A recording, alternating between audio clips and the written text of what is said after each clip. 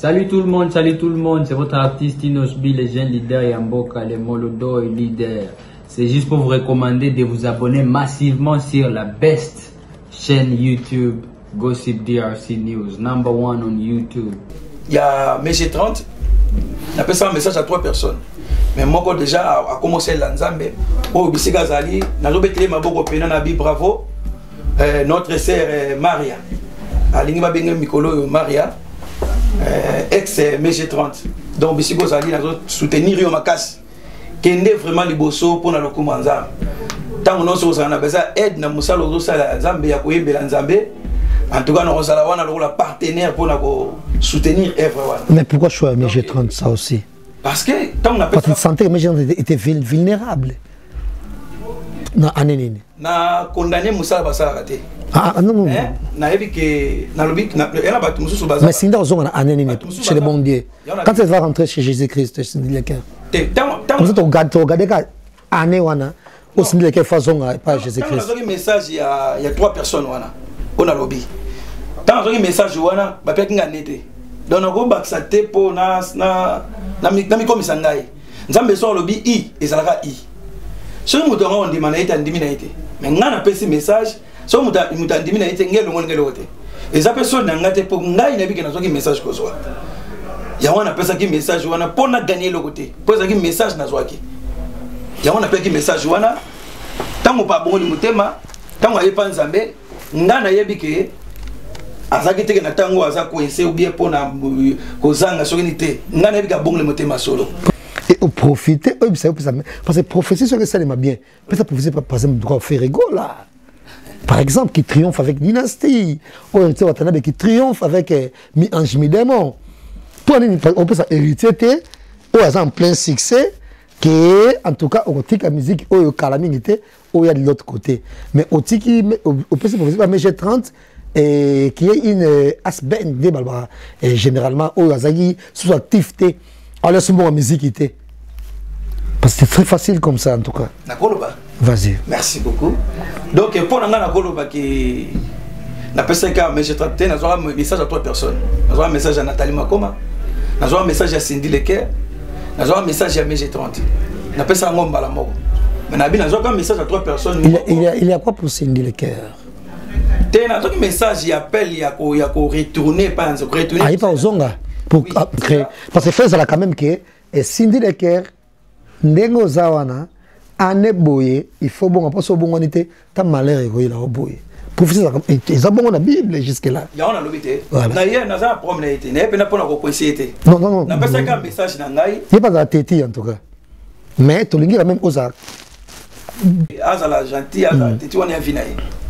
Et au petit exemple, il y a mon songolo pakala, au professeur Zaki concret, pas hasardeuse. Mais professeur Zaki concret, il faut pêcher dans le côté naé, na sabola na mis sur bateau, makambo liwa ya ser na biso Diana Makila, na pesa qui na précision. Sérieux? So attends mission ici na olaxayo, message na ngana Diana na Facebook na ngana Aigle Royal, message na ngana Diana. En tout cas, Diezola Nazaka kana yo agence à kitoko boy papa. Obike na tindi batunyon sokuna. Au sein la famille surprise, tindela bango biloka toute sécurité na agence de biso Zola production A. Rue du Marcadet numéro 31 rue du Marcadet, Paris 18e biso tola la kate biso. To tinda kana pepo, to tinda café na masuwa na Diezola. Et comme beta gazon. Ngabi bela Paris zaka Diezola. Batunyo donc bazo kam ndiki biloko zo koma noki boy na batakisa sa bazo ndima te boye biwano yé okutani na Diezola tu envoies ton colis ton frère ou ta sœur ou ta mère à Kinshasa il prend le colis à bon et uniforme nulle part ailleurs sur Zola Production avec lui-même Diezola London. Aujourd'hui voilà mariage là samedi. Les autres j'ai demandé que bloque commis et pourtant na tela qui voit l'on kal mardi na tongo les loges j'ai dit aux alona maboko déjà côté kokina netité de aujourd'hui voilà na tia qui on pas ya Zola production pas Diezola 31 rue Marcadet nzamba pambola bino penza o agence qui to pe loko bunga kate nande boza ko embala ngo bozo protéger ngo na ba bloko eza fragile en tout cas die na éviter et on a qui na kitoko vraiment en tout cas merci beaucoup pour qu'il de l'avant. avec Jazz Kavoulou. Hein? On parle plus trop. Presse en ligne.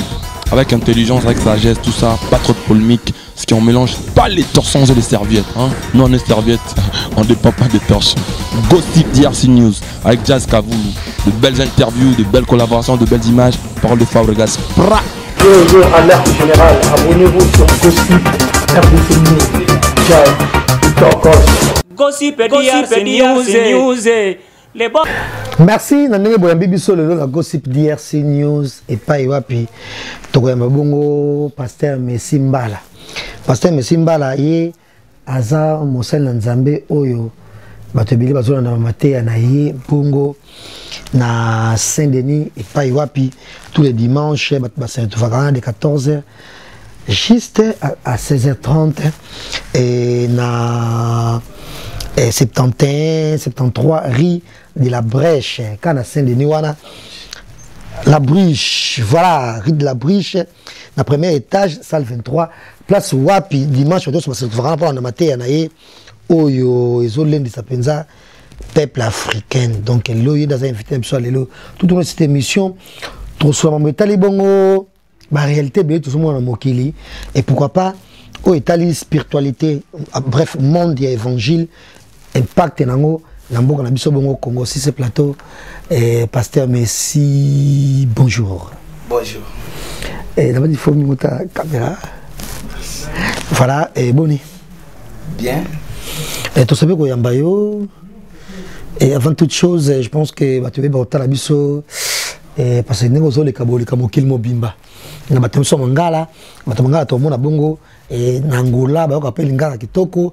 Na Congo Brazzaville, na Gabon, na Centrafrique, et puis va payer BLP à Est, bah on rappelle Lingala et un monde et bah tout nyonso oh jusque là bah africain bah on connaît toujours croire l'évangile au besoin prêcher, il va leur dire quoi? Shalom shalom na bandeko nyonso bazolanda biso na tango yo nzamba pambola bino un mot nangé kaka ki ngonga eza mabe tant déjà combien kobeba to s'accrocher kaka na Yesu Masia. En tout cas la Bible dit quand les fondements sont bouleversés les justes qu'est-ce que toi tu vas faire? Et neka ko ibisa bato que les justes doivent rester sur les droits chemins. Donc malgré mon pepezo ningisa kondima na biso ba Kristo mais message na memelo ezaka ke tikala na droit chemin. Ça m'a pas mbola biso.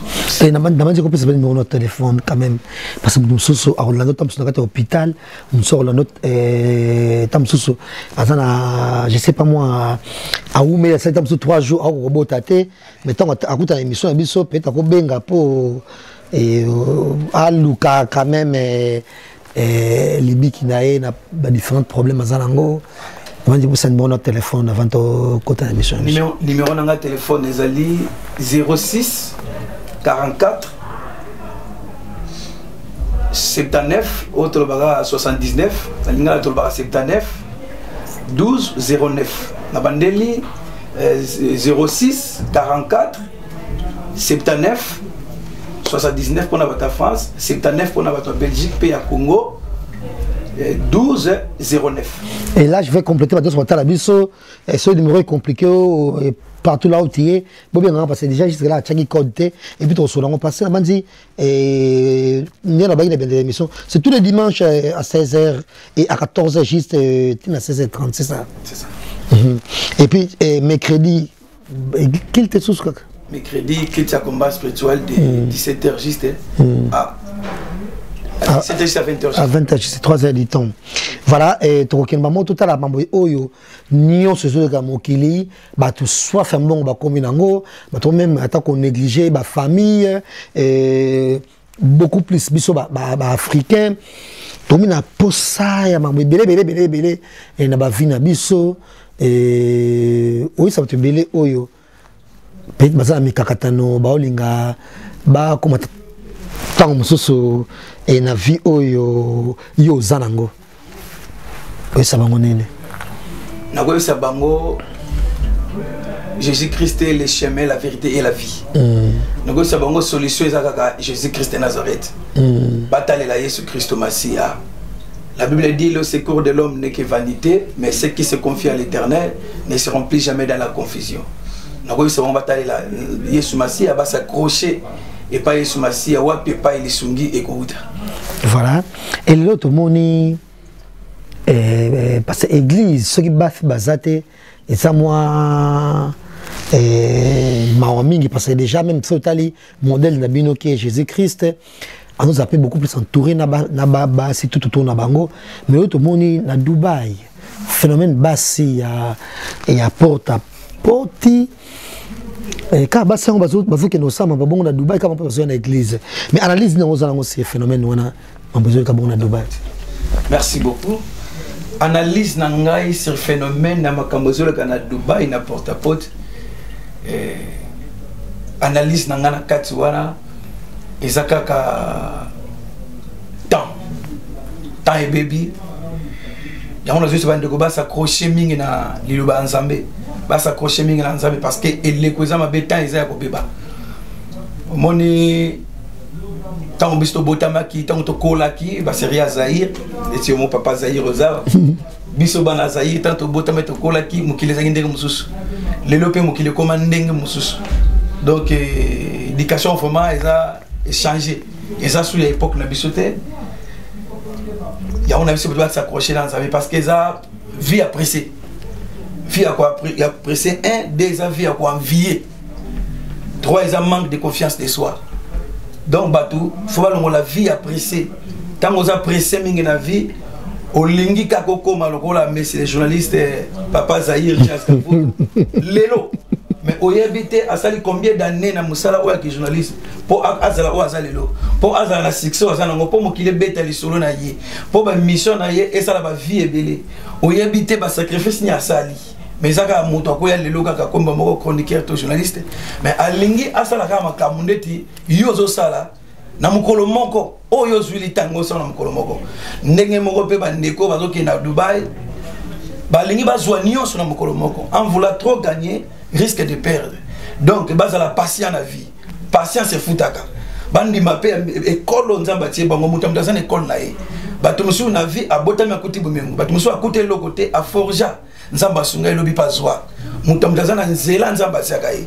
Il faut que ba ko supporter école nzamba tie yo. Malgré souffrance, tango ngongano ko beta asara na ngonga. Nzamba ko kanisa ko saika kaka yo. To mona batumusu a botama kola balati. Mais bien, comme ça, le mariage est régulier, c'est ça. Attends, dans 70 ans, 70 ans, ben, il balayer, na kimukolo. Donc, ce qui est en train de dire, c'est yo. Avant, hôtel, c'est ça le likolo. Ce qui est en train de dire, c'est que Ekoya, retard na vie, c'est la gâté, bango va pressé, balinga vouloir trop gagner, balinga envier. Moninga somba ki saki ya cher, ngapena somba saki ya cher. Moninga soka de Dubaï, mikolo eza Chine, ngapena ke no Chine. Ko envier wana, tango okoma kuna côté réalité mususu. On ndimi posa na posa, otambo na jeep ndetiye. On ndimi posa na posa, yo pe ba mono nde ba mona ki. Mais papa. Fille apprécié wana. Mais parce que quelque part ça fait faute na bango parce que déjà et na ba église, nous bolunga toujours ba fille wa simba rambongo parce que Sophie a zapta msuna bon mito pour prêter attention mingité. Sophie a bon mito c'est les prières même dans d'akoute. Donc quelque part faut faire ça peine en bongo pour passer pour faire le bosso na kiti parce que dès que moto azana bon mingité ah bah ça que cher mingité tout le monde a ba toujours na ba sima na église quelque part ba na raison ya ko donc après qu'on impressionner ba passer beaucoup plus bassi. N'habitez pas nyoka ngama mingi na basi. Yo mo rebitsi nyoka ngama mingi na basi. N'habitez parce que déjà si les papiers basi na église à 70%. L'église donc. Basi va à 50% parce que 70 en tout cas. 70%, 70%, 70% parce que c'est pas parce que baza faible. C'est pas parce que baza faible mais c'est parce que trouver bonheur na ko s'attacher à Jésus-Christ de Nazareth. Trouver là mon bonheur. Et mbali baza plus bateti. Baza résistant peu baza plus bateti. Ya moni ba kondana ka ba fille baza faible ba ton ça ba église. Or que ezango pona eza faiblicité té. Pona nga eza plus que ba comprendre. Eza pe na ba garçon ba sambela ka mais bana mbali belé bazo qui tétinde baloba que l'homme le chef de la maison donc on va l'attendre tina mapeka ba latela ce qu'on a nenge ya mabi yango nazolo ba que lelo bazo risquer que lelo ce qui est comme na bokonza likolo so ba mbel ba za combien parce que bazo ko yeba nzambe te yango moni ba vef basé belé ba vef baza mukie parce que bana basi ba mais ça c'est partout dans le monde. C'est partout dans le monde parce que bana bali ba osambela mingi te. Moi je pense que pour une bali ba sala ande mingi. Bana basi ba sala mingi. Collègue mbalité. Na éviter. En tout cas. Na éviter mais on a évité que oui, na poto na fait. Au moins quand même moi c'est échafaudage quand même. Mais ça la passe même moi c'était même bali quand même tout ça mais ça la passe c'est normal tout qu'on fait pas avant. Basi ba kota na maçonnerie. L'émancipation de la femme ezali. Basi pe baza misalo basala rapé au pays pour la bomba moni pe que musala passe. Nazo défendre moi c'était mais pour nga le roi naza moto na défendre déjà moi na linga batse na valeur moko boye na senga la délivrance pour la likambona pour place ya moi na société c'est pour sangate na mona ngo déjà babé ya mona senga ka toujours naza parmi bateau baza pour l'émancipation de la femme na terre rappelle l'émancipation de la femme na défendre rappelle l'émancipation de la femme parce que na regrettera place batia moi na société na bi kenza ba sala ngolo un jour moi ça retrouver place na valeur na donc place au lobeli wana l'église pasteur te m'arranger à bateau place au vent de bateau ils ont un service mais bien un service à protocole bon on va bâtir à place à bateau à côté de l'église où il y a vendre l'église la majorité va l'église excusez-moi ba pauvre ba mingi ba riche ba mukien l'église surtout big église ya ba mingi ba peut-être l'Afrique mais la poto déjà riche na pauvre ba on presque n'est encore en tout cas la poto depuis le bino le pasteur la poto n'est peut-être bozo jouer dans mon local. On a évité ceux qui riches n'a pauvre par mon pot. Déjà en tout cas la poto riche n'a pauvre pour ça bazate. Déjà Paris 16e na Monterrey zandenge monté. Même ndenge batongela. Balaksa rappelle que on est tout ma casse na biso. On a tout ma casse mukie. Déjà balaksa déjà ndenge wana. Donc y a un lobby qui osa la raison donc lobby qui stabilité ça va ngo penza. On a osa la raison en tout cas nga pena rejoindre mais na quatre églises mais ils ont vie appréciée. Ils ont raison pour balingi mutu l'église to linga mutaza na mbongo te. Nzambe mutape saka. Ça il a mutu na tanaye. Mutu foi ba kozela. Mutu muso koloba te na famille zaki passe yango na sakili kambe na Dubai. Ils ont raison pour ba na passe ko leka ibazali. Ils ont raison que ngai ba boti ba kufa yango na kendeki Dubai. Ils ont raison te. Ils ont nga ko envier. Alingi Olé a forgé a luka a sala ne baninga basala te toi soit a pratiquer don na yé pour lobi penza mais a sala la yépé a comme peut-être ne baninga bakomi mais ils a vie appréciée pour biso na soto les capé na souffrance na vie mais to kota ki na ba vie wana ti ya ko koma ti na niveau wana ti mais bango ba koti ngo po balingi ba apparaître na miso bato poser loko yo na éviter même yemo santé ko kamusaye. Mais est-ce que parce que total pe phénomène ngo ya pour ta poti tu peux ba fina biso ba tabangala pe très bien en tout cas peut-être à la limite ngo ta tamsu bangolais entre guillemets mais déjà ba congolaise na biso il faut longola bango ça en tout cas je vois mal une congolaise faire ça peut-être ba camerounaise ba dinga pe mbongo mi ba pe mo déjà matérialiste bref ba Niger ba signer bloc en tout cas moi je vois Namo te film congolais ça bloc on a porte à porte donc c'est sûr ba africaine oui mais ça peut-être ba tamsu ba ekolo misusu mais ton le Canada deuxième question à tout na yo et pasteur Messimbala phénomène de prophétie toi on est toujours au confiance prophétie namboka na biso prophétie place ya prophétie nakoloba ki tout le monde a confiance en Nzambe. Mais prophétie, tout c'est Nzambe esprit de discernement. Pendant que la prophétie a mal amené à ma bé. Et c'est un esprit de discernement. Et là, quand on a un esprit de discernement, pour ça, on a un discernement, après, on discerner, il y a mal à ma bé. Après, la prophétie est mal à ma bé.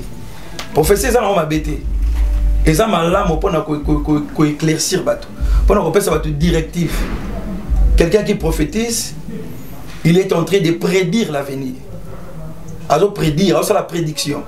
Donc ils bien. Mais ma belle, ça dit sur ça on a dit ma belle.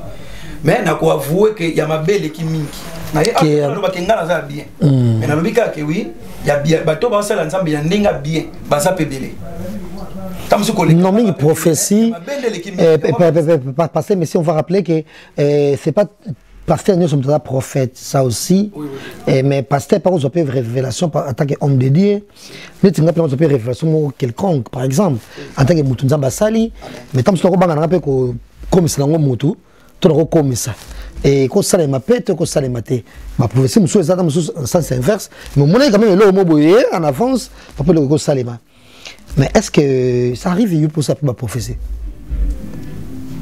Ah oui, pour à la base, dans un prophète. Ah ouais. Ah oui. On a un prophète. Donc. Est-ce que prophétie nous mené nos salades jusqu'à la vie? Prophétie à mon aîné. Par exemple, le roi Jean-Baptiste après disant qu'il y a un Messie qui va arriver, nanana. Et puis finalement Jésus-Christ est arrivé. Par exemple, il y a eu plein de prophéties sur le talibon et pas chrétien en tout cas. Ah bon, nazolo ba profession appelle ça. Oui, kokisa m'appelle homme, si ne kokisa mite zalanzela. Nazolo bango pona natel sate que naza monene. To naza grave. Nazolo bango pona tel saka ka grandeur ya Jésus-Christ de Nazareth. On a ça plus une publicité na ye. Donc nga pena robeta ngoma solote nga moi ngai wana. Non, mais je pense que Jésus-Christ a ça qui ce qui a sali miracle, il fallait ça mutuango.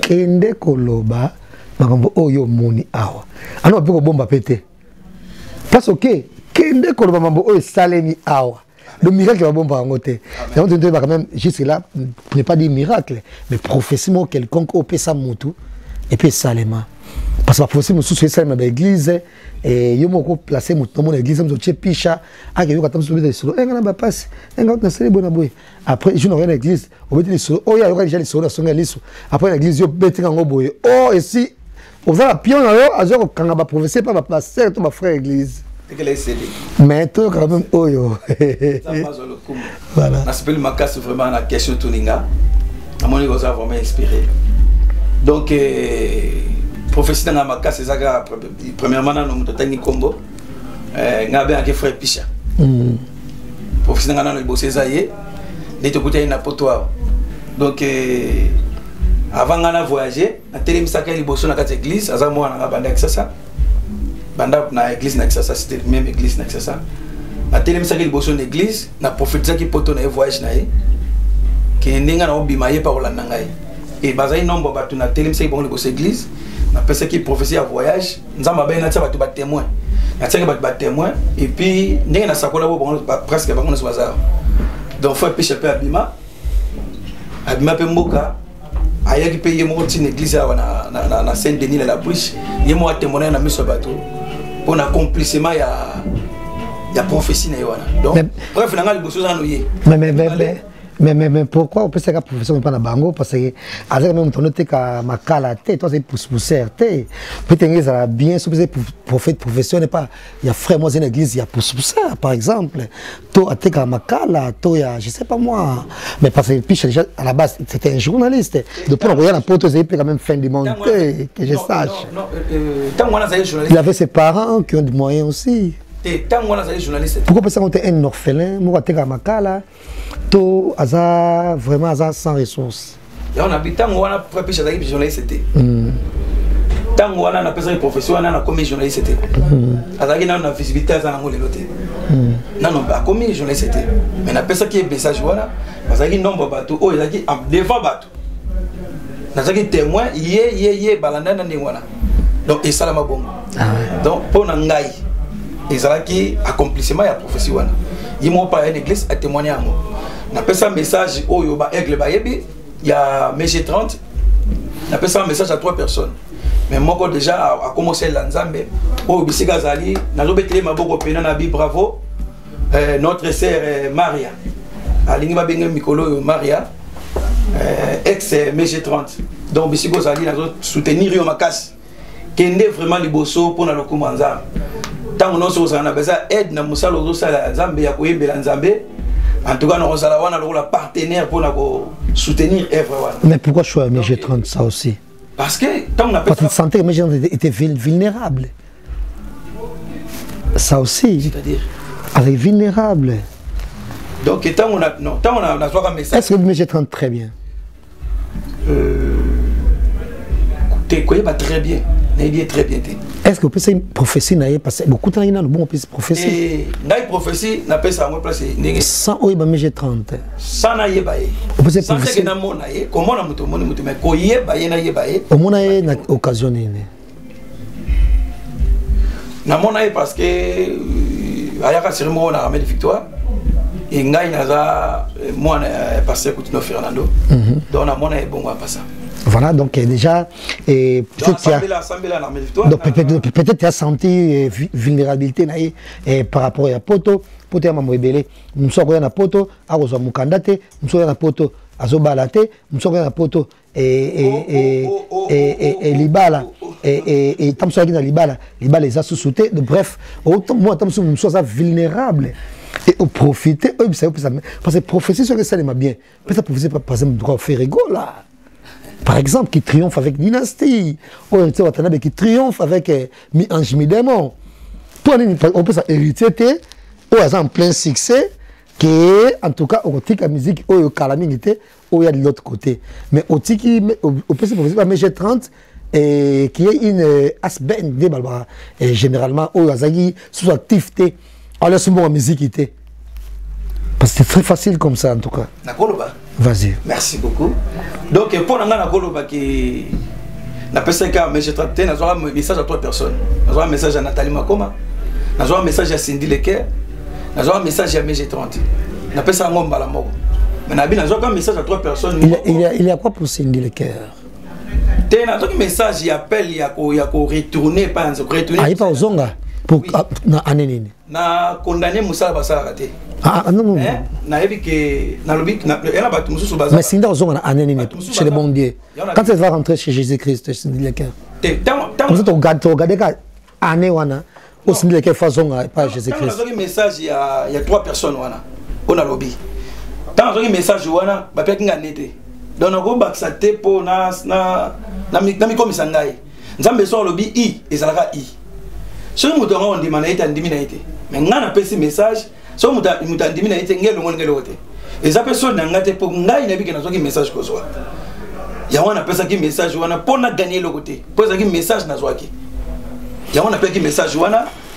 Tant que pas bon, tant que pas Nzambe, on a un azaki na tango aza coincé ou bien pour na kozanga sokinité ngana bika bon le motema solo pour ma fille normalement on HLMT comment femme na pasteur et prophète après ça tango yolobi que oui azaki na succès taki bona boité mais azaleka koleka pe ba fille bele ba yembaka azaleka na notoriété na e car ninga yolobi que azaleka na succès te wana soka kitina Congo ba Hollande kaka azaleka na notoriété na e donc au bon le MG30 atiki makambo ebele nga eta que être humain nazo féliciter parce que abandonner makambo ebele eza facile neni yango atiki oyo yebe mais eza na facilité na gaz na place ya zalaki atika na place ya zalaki aya ba beta musique Nzambe non parce que apa no beta ba concert peut-être c'est quoi atiki place mon dieu car ba tu combien ba yeba ni ko tuté le ko la MG30 mais ba lingate ko yebela Nzambe ba zebele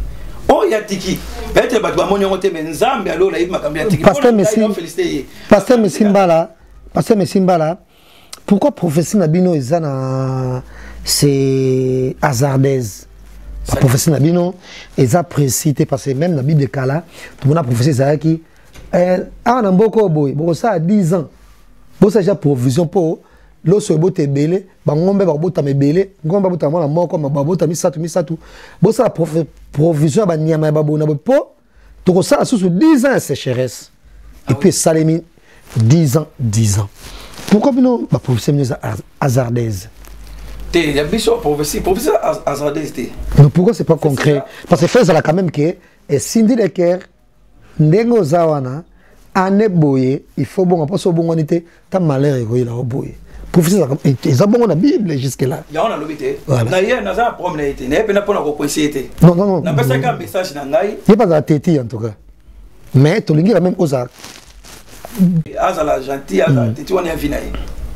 Ngai na koti makambo vina été non Mosala Nzambe etali Mon sœur Nzambe est taliété. Dans la petit message dans la Bien que Jésus-Christ veut la biographie, parce que la biographie de Jésus est un peu trop hasardeuse jusque-là, mais était que Jésus était droit. En tout cas, il était autant à mais la prophétie pénionce, les Ancien Testament, les Nouveau Testament, ils ont hasardeuse. Si on appelle ces prophéties, ils ont droit. Comment vous n'arrivez pas à nous dire, par exemple, année où il y a fait l'élection Salim Manamboka, bon, même année où il y a élection aux Alaté. Mais tu peux savoir un message où on a tout le bagage. Élection Salim Mandé année boye. Tu peux savoir.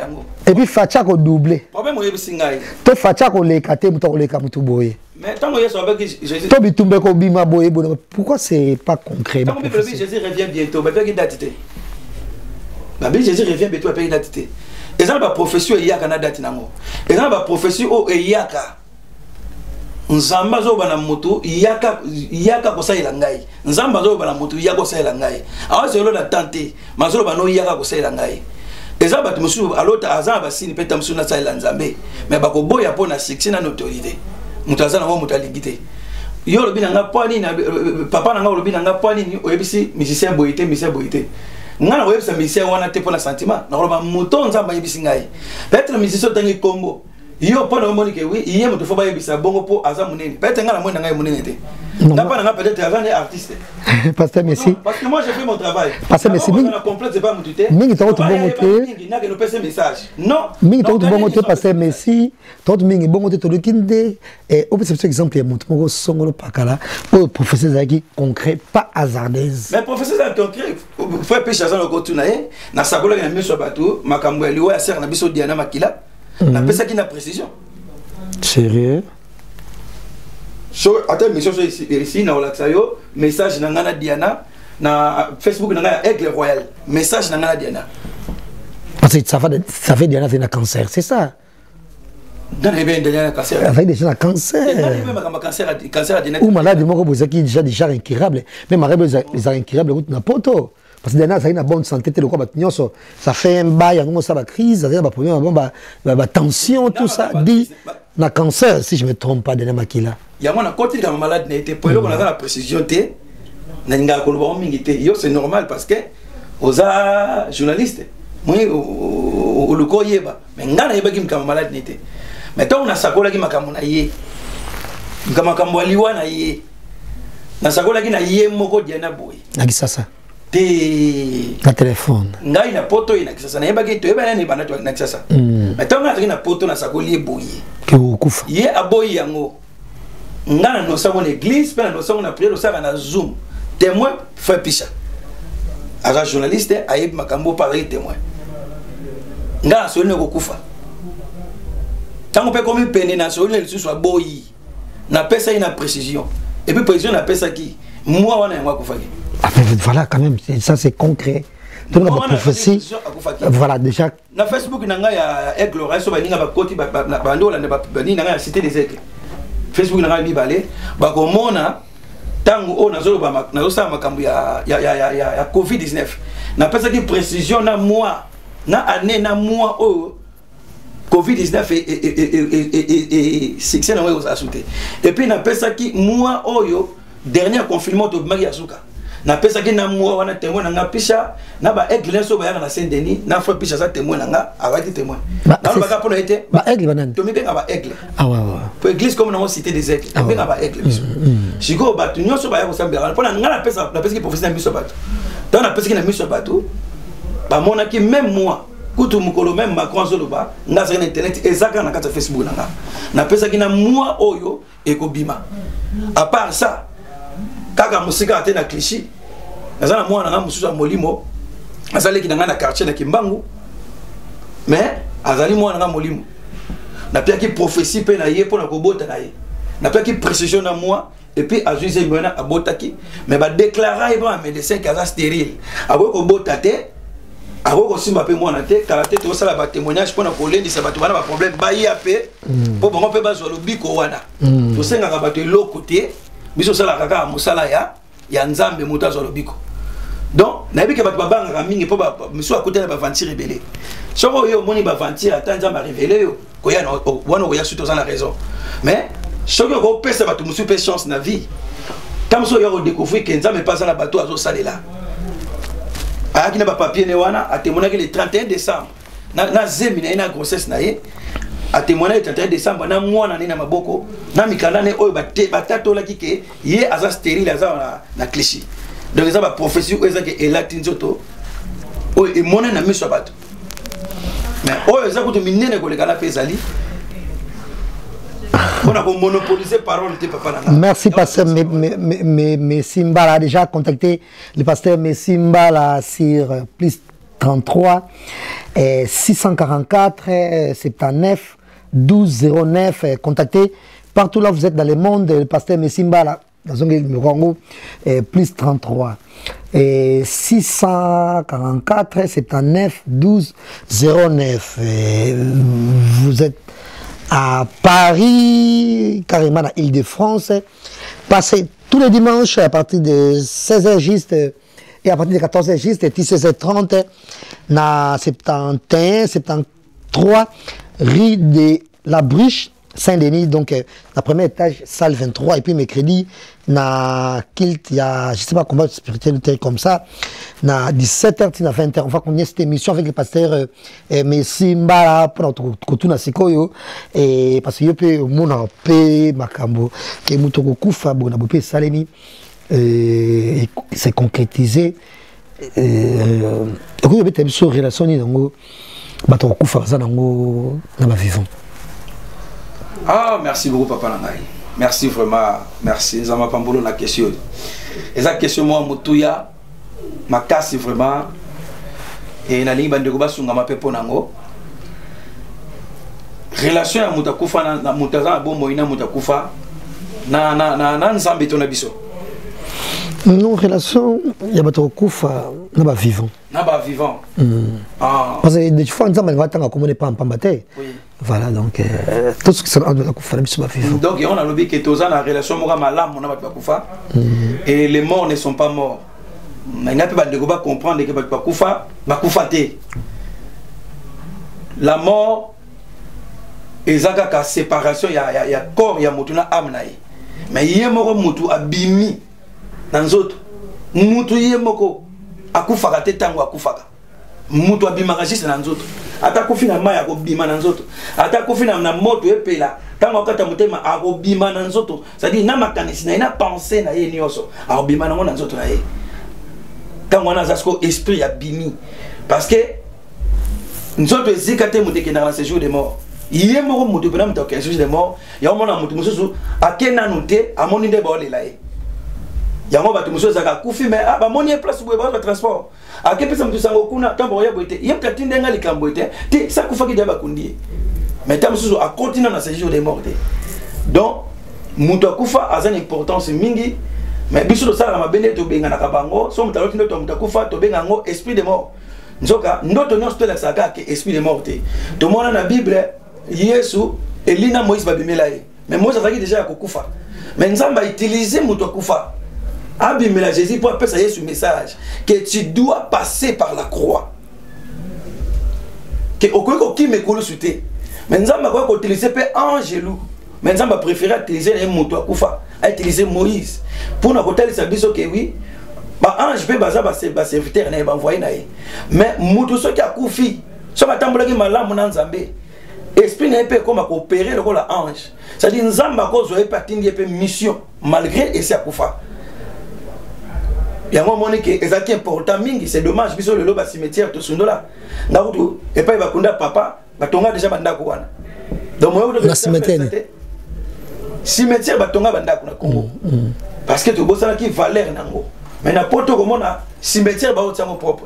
Cimetière ko lié na carte. Cimetière ba ba ke kuna samedi, ba ketika fleur. Ba ozwango est important.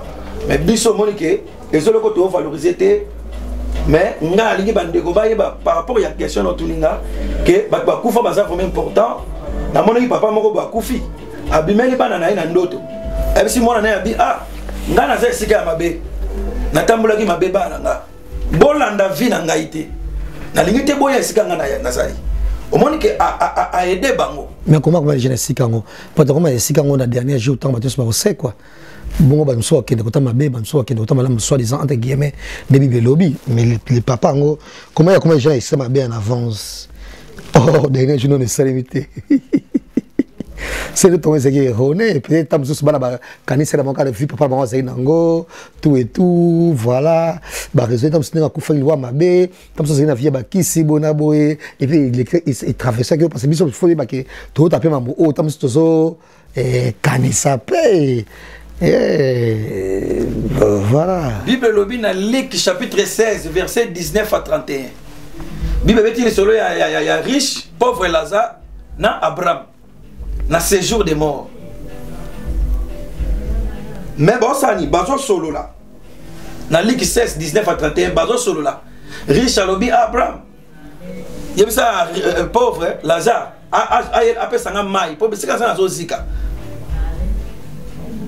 Mais bamataki na likolote ils ont un séjour des morts pour nous retaler ça que mais déjà les solons on peut ça tient pas debout quand même il y en a lobby quasi en tout cas les solons Lazare ça tient pas debout jusque là parce que quand même c'est vrai mais Bible paie ma solé belé et parce que ceux qui est qui les solons Lazare ceux qui les solons c'est la Bible comme ceux qui manquent comment mais to boy en makasi mais le cola les ali solo oba juif ba ela biso photo gobe nyonso parce que solo Lazare wana riche vraiment il a solo moko ils ont la naïveté moko et vraiment je sais pas comment la ko jichango comment se fait-il yo mutu ozo zika na moto mutu ali kolo otam soko lungo na moto wana posengi lungo ata na moto mosenga mai ça n'a pas de sens quand même. Mais parce qu'il y a c'est impossible à l'on place ouana. Ah non mais ça n'est pas ça. Yes, on a confié à lobby na Moibi. Avec na on dit maki. Yes, on a confié qui a kenai les colotés. A kitaki na séjour des morts. Pendant qu'on ne délivrer ba oui. Il y a un autre ça ba oui c'est important. Au sommet c'est important té. Yes on go suka na mukili o akei. Ma kitaki na séjour des morts. Donc bisika kitanga c'est quoi qui a wutaki na séjour des morts. Après quelques jours, ils ont eu paradis. Paradis, c'est le blague. Tant habite sera avec moi aujourd'hui. Mais nous avons Mukolo et Mukolo a créé la chirurgie des morts. Donc, nous avons le paradis terrestre et le paradis céleste. Paradis terrestre, il y a un monde de séjour des morts. Oh, Babengi, son mouton, ça couvre pas sa kendaka. Séjour des morts, ils ont partagé dans deux parties. Partie moko à gauche, Babengi, un lieu de trauma. Partie à droite, Babengi, un lieu de paix. Donc, ce que nous avons confié à Zaki Moutumalam, avant nos jugements derniers, déjà, ce qu'on est allié de paix. Soit Zaki bien. Ce que Zaki de Malam, avant même le jugement dernier, alors qu'il y a un allié de trauma. Il y a un moment où nous avons un jugement. Bible lui a un jugement, il y a un maman en Bokanzambe. Pour ceux qui ont un allié de paix déjà, en légation de jugement. Parce que, donc, nous avons jugé déjà, bon, il y a un l'équivalent. Mais bateau va le jugement, bateau va un allié de trauma. Et ça, on va bokangi mutu. Après, on va s'ambisser mutu après les kamanaï. D'abord, on va qu'il y a lieu de trauma. Lieu de trauma. Donc, c'est juste des mots à partir des parties. Il y a un moment où il y a un micro, on a biso karababantu, so mutakufi. Bazolo banenga, so mutu babi babi maboko noza ya kokangama. Pour nous tester biso que à quel lieu de trauma. Donc, il y a un data ici que oui. Magamoto kaka paradis, enfer. Et bandaka som take le coloté. Bandaka ne mutakufi. À quel déjà na faire naé, to paradis terrestre. Pour un séjour des morts, ils ont partagé en deux parties. Je pense que Batebele Bakoufa, et je suis très sûr qu'ils ont souhaité tout ça, non, pasteur Messimbala. Amen. Alléluia. Alléluia. Et on va continuer pour d'autres raisons, mais sur RDC Congo. Il y a trop de trucs qui ne marchent pas en tout cas. Mais est-ce que c'est important cette spiritualité dans RDC Zap? La spiritualité a une importance ma casse dans le pays. Ils ont une importance ma casse dans le pays, mais biso, tous un problème mingi na spiritualité. Il y a spiritualité au biso tous un ango. Il y a moins ils ont causé problème pour la même délivrance du pays. Pour la Congo ils ont la délivrer pour ils ont délivrer. Il faut payer on a qu'on délivrer ango. Pendant le coup mon Nzambe. Il y a moins mon pays na oli kabe mission boye. Pour nous sensibiliser bateau, ou bazan amité mawana. Spiritualité c'est très important dans le pays. Biso doza plus ba religieux, mais doza ba spiritualiste. Mais si tu as le monde les spiritualiste, mais mindela ya kotanga ka ba religieux mais baza plus ba spiritualiste mais biso doza penza ba religieux mais toi ba spiritualiste était ya ngozo tala que pays moïse la délivrer plus mingi ezate OK so to comme ba spiritualiste ton do ça la spiritualité comme il se doit mboka ne ko za la délivrer spiritualité ko za le sika nango ozoma to la spiritualité to semble mais to za nous détacher déjà un abacetre na biso déjà quelque chose de très important mais so taliba na Israël baza attaché na abacetre na bango tant ça mabimeli Moïse aibiseni je suis le Dieu d'Abraham d'Isaac et de Jacob ba ko na ye à part na molimo ezaki par la foi même na bomoto makila na ye ozoma que le Dieu des ancêtres mais biso dane to semble là so babida ancêtre pas na biso la salwa ndoki et là c'est le roi mabé et là c'est mabé. Donc, il n'y a pas ce point de vue là. À quoi Bimlanga Congo la je suis le Dieu de tes ancêtres. Déjà, là, moi, le roi les ancêtres mettaient Mtalobi Nangaï. Pour bien moi qui ancêtre, tout le monde a le roi à Bako Kondé Basaï Bandoki. Or, que bon, Basala Makambo te Kokuta. Donc, pour vous dire que oui, spiritualité na biso, nous allons nous déconnecter na ancêtre na biso. Déjà, ce qui on dit même aussi ça témoin tu m'appelles c'était ça biso nous a vraiment déconnecté na la spiritualité na biso. Il y a un moment un exemple la mango ezate. Ce que tu as serviteur à Kala. Papa Simon Kimbango nenge spiritualité la bango ezalaki tant ba telema ba lelaki l'indépendance ezwamaki pourquoi parce que bazaki ko sela nzambe biso to landi bango te bazaki na bambongo ebele te ana ba jipte atambala ko tu makolo na kasangulu bakaba botele nzombo na ye mais ana capacité bako kanga ba sude ba tina tono bobaki na mai alimo bimi na ngambo oyo lelo ba serviteur de Dieu bazana capacité wana te yango moni maki ona ikoti po nguya ko sala miracle wana ezate mais tozana bambongo pardon bazana bambongo bazana ba jeep bazo voyager bamboka nyos oyo bakimbango bazaki na ngote mais bango bazaki ko banga nzambe yango sali ke bazaki na nguyo oyo lelo ezate donc spiritualité na biso eza biété parce que nanu ba pasteur bato population pesi mutema bango moko conduite na bango nanu eza biété bazana nous détacher na nzambe bango moko nanu somo so que retrouver nanu ke nous avons nos pasteurs, mais moi avons nos plaisirs. Pas connecter ni la population. Nous avons nos pasteurs, mais moi avons un escroc et le numéro 0. Il est prêt à tout pour l'argent. Donc on a un bon après à ta moto. Nous avons le peuple, ils ont l'église, on a base la nine. Non, peut-être. Donc tout ça déconnecté. Peut-être pasteur aux à la escroquer, oui. Mais moi je pense que c'est pasteur Rosané, je sais pas moi en tout cas Rosané peut lesbienne par exemple. Mais pour Nangaï, n'a pas bon Zambé.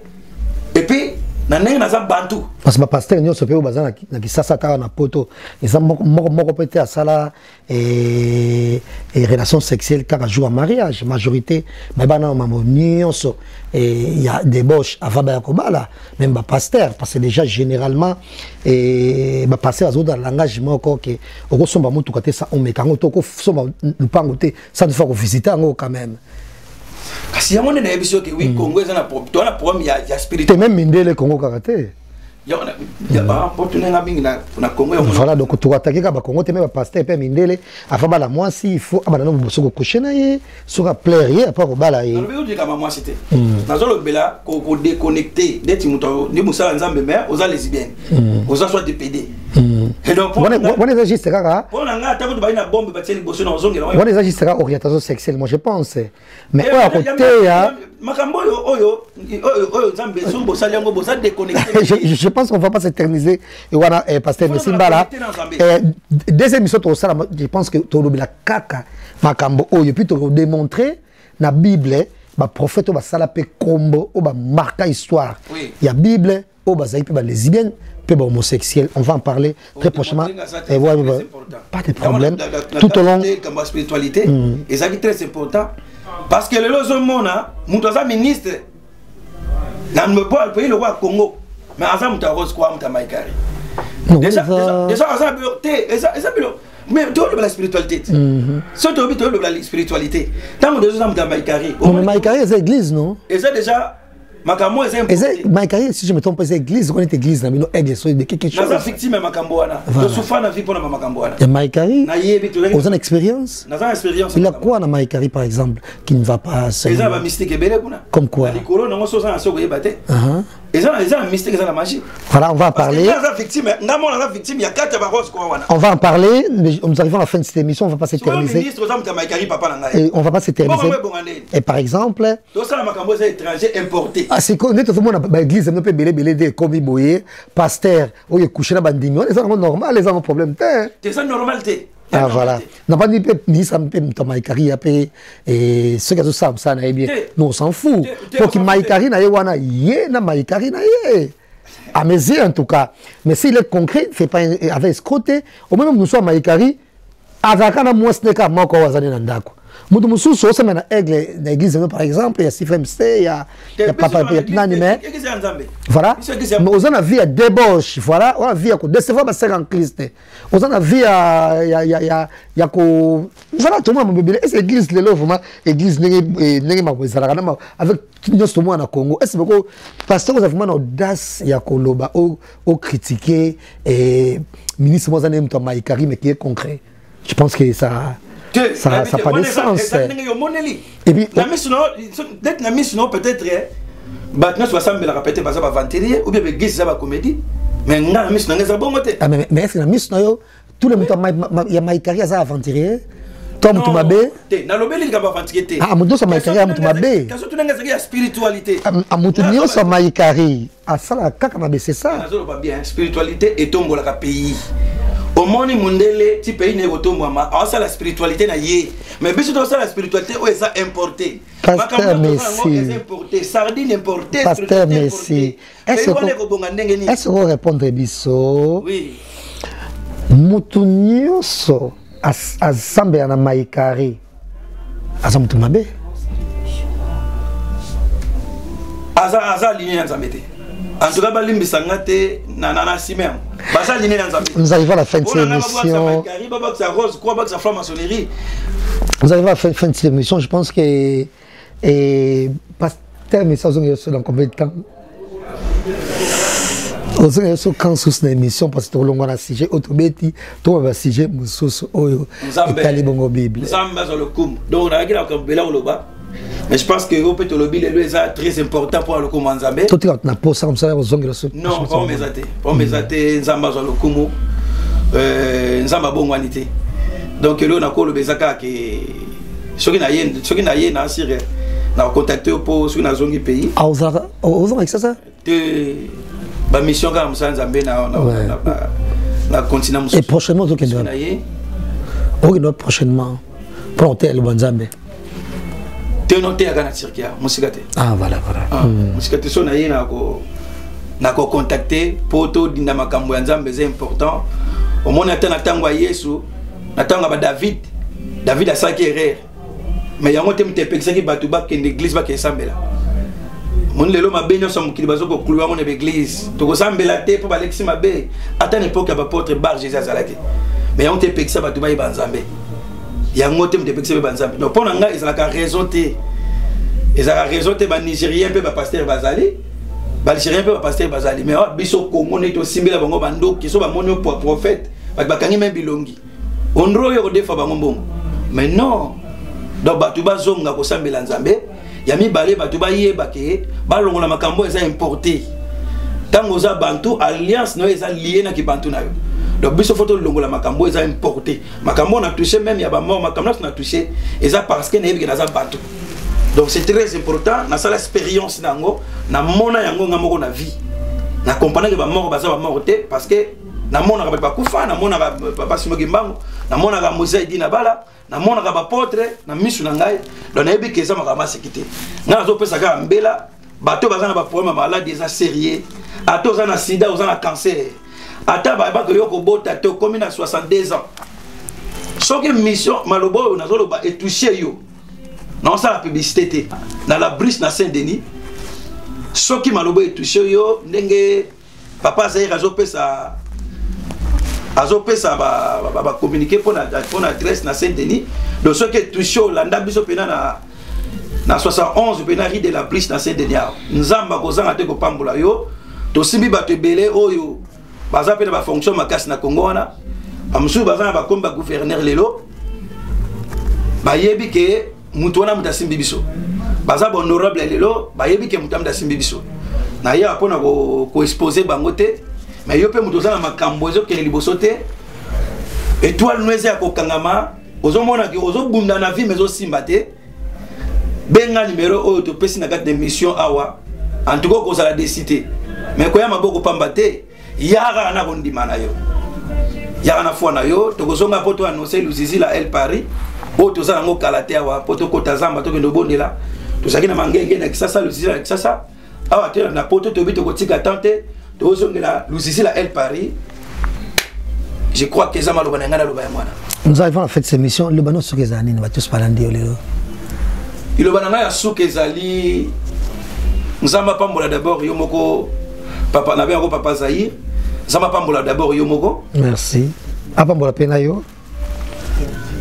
Nzamba pambola nano papa Zahir. Merci papa Zahir na yambi yango ndingo pamboli pengai. Bien aimé nzamba pambola pe bino naza pe na studio nanga na pona na suksa nanga awa. Naza na studio Kalate album ezobima Kalate remix pe na sala kisusu ya Amina trop bende donc Amina dingi na ngai memanga na ndambo mosusu Kalate Amina nzamba basakolezo ya banze mona so bebi na sala o yemba magana be glisse partout et na zongeli ngo lisusu pona ko remixer yango pona lokumu nzambe donc Kalate album onezoya studio lingo sila Kalate wa pa na mundi ya po dezo sila tokoya ko pesa bino ngo afeke bo adorer nzambe na ndako pona ngo donc nzamba pambola biso makasi oya lande émission oyo nzamba pambolo makasi loko na koloba yangwana donc oye tikali nzamba zo sala makamba minene nzamba zo sala makamba grave en tout cas ko va na ndako te telema yaka na la briche to le njambe ya basakole njambe ya lola elongo au nom puissant de Jésus-Christ de Nazareth. Que Dieu vous bénisse abondamment. Merci beaucoup. Merci. C'était là le pasteur Messi Mbala contacté le pasteur et prophète en même temps Messi Mbala avec ses numéros partout là où vous êtes dans le monde. Plus 33 644 79 12 9 plus 33 644 79 12 09 et tous les dimanches retrouvez le pasteur Messimbala 671 73 rue de la Bruche à Saint-Denis, premier étage, salle 23 et le dimanche de 14h juste à 16h30 et le mercredi de 17h juste à 20h juste. Voilà, c'était là. Le pasteur Messi Mbala moto, on peut voir en tout cas, ça te plaît bien. Ah, merci. Basa moi idée à logo ça très prochainement. On a côté il y a une dimension. Mon lobby même il tape sur ça cassé comme ça qu'on tique après. Na côté il y a combien dans la 8e dimension. Donc na zo kende kaka. Résumé monsieur Sirido on a baneka ko mata. Nzamba zo lo kumu vraiment nzamba pambola biso makasi. Nazana kondima